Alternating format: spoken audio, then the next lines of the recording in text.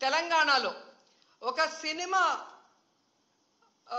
Fan షోకి అల్లు అర్జున్ గారు వస్తే ఆయనకి సంబంధం లేకుండా తోపులాట జరిగినప్పుడు అక్కడ ఒక మహిళ చనిపోతే అల్లు అర్జున్ గారి మీద 105 BNS పెట్టడం జరిగింది.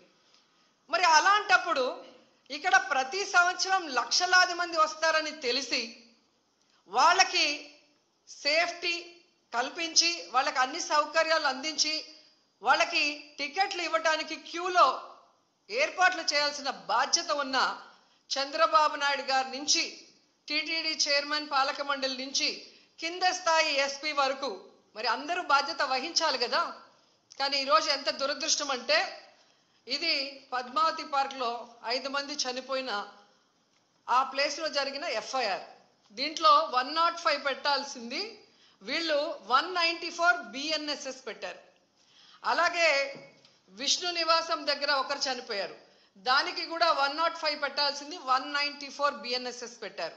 అంటే ఇది ప్రమాదవశాత్తు జరిగింది, ఏదో జారి పడిపోయి తొక్కిసలాట జరిగింది, దీంట్లో ఎవరు కూడా కావాలని చేయలేదు, మాకెవరికి దీంట్లో సంబంధం లేదు అని చేతులు కడుగేసే కార్యక్రమం చేస్తున్నారు.